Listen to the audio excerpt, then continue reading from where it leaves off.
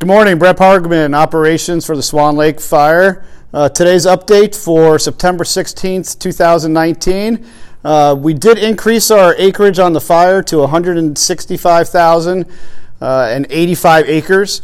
And that increase in acreage is not due to fire growth. That increase in acreage was due to us putting black lines on the map, bringing edges down to lake sides, and as well as taking out some of the interior pockets that were internal on the fire, those interior green islands. So due to that accurate mapping, and we did have an increase in our acreage, but we also increased our percentage contained on the fire, and we're a little bit over 50% contained on the fire as of today. Jumping into our divisions, Division Lima, we are still looking good up off the Resurrection Trail. We did pull the crews out of there the other day so that they could focus on a higher priority area down off the Fuller Trail.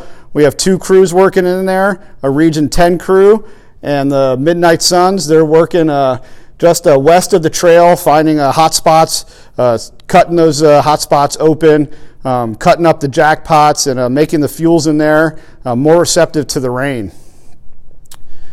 Coming over in the Cooper structure, we continue to work around the structures in there, chipping where we can. We started to do some rehab on the Russian Gap, chipping and spreading out the materials that were created from the suppression efforts. We're also working south of the river with heavy equipment to repair some of the contingency lines that we created due to suppression efforts.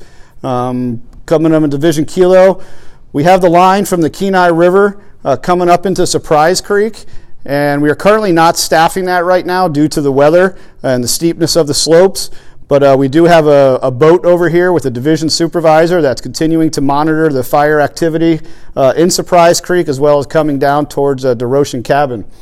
In Division Charlie and Echo, combined division, we did complete all the work along the Ski Lac Lake Road as well as around the lower and upper boat launches.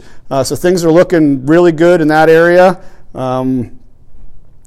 We are continuing to do the rehab suppression work towards a hidden lake. We have an excavator knocking down piles, pulling back some of the berms from the lines that were put in with the dozers. We also completed the work in the Kelly Peterson area, so that those campgrounds and those lakes are looking pretty good for being rehabbed and fixing the things that were created due to that suppression work. As we come along to Alpha Romeo and Papa, we will be looking to get a recon in here today and see the activity that we have on the north end of the fire. Also up in Papa, we do have the Harry Johnson cabin. We are looking to do some removal of the structure wrap that we put on the cabins in there and looking to do a little of the backhauling of the structure protection material that we do have up in there. Overall, over the last 24 hours, we did receive some good precipitation over the fire. That precip moved from Sterling, where we had about a half an inch, to just shy of a half an inch in the fire area. It was a good soaking rain. Again, with those canopies, we're not seeing all of that make it to the ground, but definitely the temperatures were lower, the RHs were higher, and those are all things that we're looking to take advantage of on the fire. So hope you guys have a good day. If you have any questions, please contact your public information officers. We are having a public meeting tonight at 1800 in Cooper Landing, so please come to that, answer any questions, and get some updates on the fire for what we're looking at as we move on with the fire operations and maybe changes to the openings and different things like that you could get that information at that meeting. Thank you very much.